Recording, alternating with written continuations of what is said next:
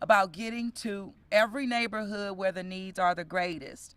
So earlier this year, as you know, the code enforcement received $10 million in terms of a boost in its budget. And thanks to the hard work of the administration, being very prudent in our practices relative to managing our bottom line, managing our dollars, and of course, doing what was necessary to get even a direct allocation. And this is in partnership even with the New Orleans City Council relative to budgeting for this additional boost to code enforcement. But because of it, we have just seen a 23% in terms of progress, and this is from 2022 to 2023. And what we have noticed, even as we look at where we are right now in 2023, we have seen a 20% increase in demolition. So again, using the resources wisely, but getting results on the ground. And it's because of the team and the leadership of code enforcement and that of the Office of Business and External Services. They have also collected approximately $2.6 million in fines and fees. Again, on track to exceed those numbers in 2022 as we look at where we are in 2023. Over 20%, again, increase there. I wanted to also just make mention and welcome officially our new Director of Code Enforcement, Mr. Anthony Davis, the real one, in my opinion. Thank you so much for your leadership in joining the team. But in October, over 2/3 of our residents voted to deny property tax exemptions to any nonprofit that owns severely blighted property throughout the city. We believe that this is, again, a step in the right direction. And with us speaking with one voice, not just the administration, but our people in this city saying that we want to do something about blight in our city and in our community. We know that it has a direct impact on our overall quality of life, public health, and of course, public safety. Over 70% of our voters also voted to establish code enforcement as an official department. So we're excited about that. And that will begin this January of 2024. So we're tooling up, gearing up for that. But all of these, again, are just huge wins for the residents of our city and, of course, for the administration who has blight as a priority. For us to, again, meet people where they are. And I can't think of a better example when you look over here where we're about to demolish, but also the residents that came out who live adjacent to it. They matter. And immediately their quality of life will be impacted, but you'll see real progress. And I know they will not only see it, but they'll feel it as well. It does matter. But this is why, again, we have identified 12 properties, 12 blighted properties that we're calling our Dirty Dozen. This list, again, includes some of the largest eyesores in the city. I would call them sometimes armpits that need to be shaved. But again, we want to ensure that these deplorable conditions that our residents are living in and around, that we do something about it, that we mitigate them. So we're here, as you know, at 3418 Sullen Place, which has received an emergency demolition order November 8th. And in October, the property maintenance and demolition inspection cited nearly 30 violations. So again, this is not our first attempt, but what we've seen over and over again, we expend resources, we put code liens, but it doesn't immediately mean that the property will be back into commerce. So we just have to continue to be aggressive, and we are. We have already seen, I would say, that this work in terms of progress with 2 of our properties listed have successfully been cleaned up and brought into compliance. So again, as we highlight where the eyesores are, we're wanting to do like the stick and the carrot. We do believe that when we work with the property owner, that we show them that we're consistent and we're serious, that they also will do the right thing. That's what we hope for. And we've seen, again, progress in this regard. That was 2119 Washington Avenue. And I have to say, when we first scheduled this press conference, it was going to be Washington Avenue. But we saw the property owners doing the right thing, and we immediately transitioned to another location. Again, just demonstrating that we want to work with all of our folks who want to do the right thing. So with that, I'm going to turn it over to Thomas Mulligan, who is my deputy CAO of the Office of Business and External Services, in which code enforcement is under his umbrella. And he'll give you a little bit more meat on the bone, and then you're going to hear from our Director of Code Enforcement, Mr. Anthony Davis. So with that, Tom, thank you so much again. Thank you, Madam Mayor. I want to say thank you for your leadership on our whole code enforcement effort. At the end of the day, to be able to accomplish these operations, whether it's demolitions, imposition of fines, working with homeowners to bring properties back into compliance, it requires resources and it requires people, and you've always supported our department, and it's been a big help. And I think that support is clearly evidenced by the results. Director Davis is going to talk a little bit more about some of the metrics related to code enforcement, but there's been an unmistakable rise in code enforcement activity in this administration, and that's evidence of the investment that's been made in the department. So really, I think I'd just like to say two things about what's going on with these dirty dozen properties, and also happy to answer any questions you have. First, I have the privilege of running the Office of Business and External Services, and it's an organization that brings together not just code enforcement, but the historic preservation departments, VCC and HDLC, safety and permits, economic development, because really for all cases of blight, but especially these very large-scale, very long-standing properties, oftentimes commercial properties, it's not just a code enforcement issue. So we can enforce, we can get a dangerous building down, but the question is, what do you do next? And in order to have that ultimate resolution of a development of a property that's going to be a boon to the community, and in addition to our economic life, we need all those partners at the table. So OBES, I think, is a great organization. It was the right organization at the right time. And for all these properties, or nearly all of them, we're already deep in the process of working together across departments to get to some final resolution. And you know, another thing I'll say is that there's no one-size-fits-all to these properties when it comes to the behavior of the owners, the history, the different sensibilities involved, the problems with each individual property. Really, the only commonality is that they're prominent, they're large scale, and they've been neglected for a long time, partially because they're so difficult to develop and so difficult to find a resolution to. And you know, this administration could have done the same thing and said, well, we'll kind of levy a few fines, but not really tackle them in an aggressive and innovative way, but that's not the case. So they are difficult. We are going to work on bringing them to a resolution. As the mayor mentioned, our desire is always to work collaboratively with owners. We're not a punitive organization. Fines and fees exist only insofar as they incentivize compliance. But clearly, we're not afraid to be aggressive, and we've already levied, in some cases, extremely large fines, and we'll have no hesitation in doing that in the future. But at the end of the day, the goal is work with owners, get these properties back into the community, and that's what we're committed to do. Thank you. Back on those tax rolls. It matters. Director Davis, I like that.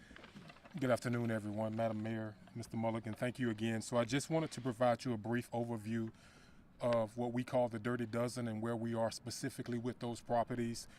Probably the most well-known amongst all of you is Plaza Tower. We levied the largest fine that we've levied against anybody earlier this year at $220,000. Well, that is still currently in litigation.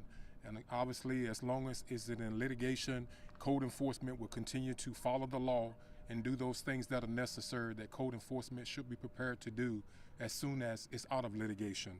We've also routed a brand new contract for demolition in preparation. When that does come out of litigation, that code enforcement is ready to go. So we're not waiting around to see, you know, what the result of the litigation is going to be. We're going to be ready to go. 1031 North Claiborne, found guilty of 10 violations. We fined them almost $6,000 in penalties and fees. It's also currently in litigation. 3010 Sandra Drive, found guilty of 15 violations. fined $7,000 and is currently in litigation. And then the last one that's currently in litigation is 6700 Plaza Drive. We found them guilty of 11 violations, fined them over $3,200, and again, they're currently in litigation. When it comes to Lindy Boggs, it's got new ownership. We have been working with the new owners. We're planning to meet with them very soon to come up with a way ahead of planning actions and milestones, because they have been working with us, and likewise, as Mr. Mulligan said, we're not a punitive organization. We are looking to work with owners who are willing to do the right thing. And so the new owners appear to be headed in that direction of doing the right thing, and that's what we're certainly going to do. We're going to work with them. Arkwood Apartments and at 1051 Curran Boulevard has been found guilty of 13 violations. They've been fined over $5,000. All the prior cases have been paid and abated. We are currently getting ready to open up a new administrative case to potentially impose new fines on that organization. 1108 Canal Street, commonly known as the Lowe's State Palace, has 7 violations that have been recorded, and we are awaiting hearing again to potentially impose some additional fines on that location. Canal Street Hotel at 1630 Canal Street, found guilty of 10 violations, fined $4,500, and the daily fines hearing was partially abated. But again, that is something else that we are going to re-inspect very soon, hopefully in the next week or so. And then lastly, 2025 Canal, on 19 violations that have been recorded, and we are waiting to hear from a hearing how much additional fines that we are going to impose on those on those locations. And then Bundy Road, obviously, it's got several owners. We've been abating that property for the past year, sending out our strike team to keep the grass cut and all of those things. We've also removed some abandoned vehicles. We've had 8,000 tires removed from the location. We're going next month to pre-bid to get a new tire contract going forward as we go into 2024. So we're still continuing to work on that location. We will manage the overgrown vegetation to the maximum extent possible. But the long-term plan for right now is to sell that site via a sheriff's sale or adjudicated property for potential future housing development. And then, as the mayor previously mentioned, work is in progress at Washington Avenue and at the Park Fontaines Apartments. So as long as work is in progress, the previous problems have been abated, we will continue to work on all of the ownership. And then lastly, I would just like to say it's been an incredible year for us as demolitions are concerned. We're well over 130 demolitions up to date where we are with that. Again, that's a 23% increase from where we are this time last year. And we're averaging about 4 to 5 demolitions per week. So we still have some more work to do here in 2023. So we are excited about that. And it's the same thing through our lot abatement program, where we've been cutting, vegetation and grass, overgrown weeds, all of those things. Thus far today, we've cut over 4,831 lots, with still some time to go here. We are expecting to be well north of 5,000 lots as we move toward the end of the year. But that's what we've done so far this year as a department. And again, we're excited about moving forward and have some great plans set in motion for 2024 and how we continue to attack black for this city. Thank you all for this, and open to questions and comments at this time. Thank you so much, Mr. Davis, Director Davis, and just another shout out to the entire team. And I see Winston Reed over there. Thank you, Winston. You have just done a yeoman's job, and we couldn't be here without you. So thank you and your team. So with that, we did want to answer any questions that you may have, and that's it. So, John. Starting with WWL TV. Well, you list Plaza Tower as one of the examples. That was the subject of an Inspector General report showing that only a tiny fraction of the possible fines have been levied. Mm-hmm. Sounds like you're trying to step that up, but what does it take for the city to impose the fines that are available to put the maximum amount of pressure? that one being just one example of the fines don't match what the maximum fines could be. Well, I think what it does provide an example of how you do have to engage the ownership of these parcels, particularly with large scale blight like the Plaza Tower. It hasn't been there for 30 years in its condition just because it costs a lot of money to redevelop. But what has happened under this administration has been the largest fines ever, and we will continue to put pressure not only in fine, but also in working to bring the property down, as mentioned by Director Davis, our preparation to demolish if we do have to do that. Madam Mayor, you mind? Yeah, go, absolutely. And just to add to that, if you read that OIG report, it explicitly recognizes that this administration has been aggressive about that building. And my point of view is, first off, the fact that in theory you could get $2 million worth of fines doesn't mean a hearing officer is going to impose that. It's ultimately up to the hearing officer. And in code enforcement, we have to craft a requested penalty that is going to achieve the operational result, which is fix the property and bring the building back into compliance. And as Director Davis mentioned, this was, we believe, the largest fine or one of the largest fines in code enforcement history. So the idea, I think, that it was in any way lenient doesn't hold much water, in my opinion. But just looking at it from the point of view of the average citizen, they've seen it in a blighted state for 30 years. They see how slowly the process moves. It could be another 30 years. Now you say it's in litigation. Are you convinced that, and you say that the city is ready to demolish? That sounds like news to me. I hadn't heard that the city is that close. What can we look forward to, say, in the next 12 months for that property? Well, I think the first thing to look forward to is this RFP hitting the streets shortly. So the demolition RFP includes two things. One, an assessment of the building, what exactly it would take to demolish it, because that's a big outstanding question. We have an idea that we really have to make sure is absolutely correct. And then secondly, the actual demolition. Now, we are assured by building ownership that they're making progress on this big, valuable, historically important building. My own view is it would be an absolute shame if it comes to demolition, but it might come to demolition, and we have to be ready for that. So I think heavy fines, that's been done. Laying the groundwork for demolition, if it comes to that, that's in the process. And as I say, read that RFP. I think that'll give people confidence that we're taking this seriously. And then, of course, we always have to follow the law. And so we'll wait for any legal judgments which come down and comport ourselves in accordance with them. Sophie with the Advocate. Also a question about fines. I'm wondering just what has changed that has allowed you all to increase the fines? Is it that you have, more inspectors coming in? Is it that you are using different fines you didn't use before? And then also, is it just these 12 that you're taking this new approach to fines on, or are you sort of applying this across the board?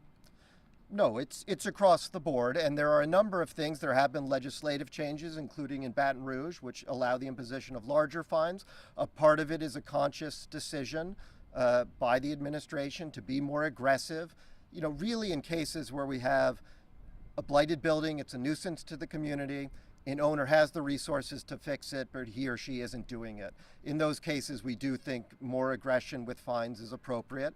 So that's really the answer, but it is across the department. It also is, more manpower. The department's grown by about 25%. That means more cases. We can spend more time preparing cases, be more effective in lobbying a hearing officer for a better result. So it's a range of changes. Well, and I also would just add to that, Tom, it's amazing how folks forget that we went through a global pandemic that had an impact on operations across the board. So what's new is that we've moved out of a pandemic and we have been very successful at getting resources, one-time, direct allocation to the city that allows us to do more things in a coordinated and a collaborative manner. WD issue.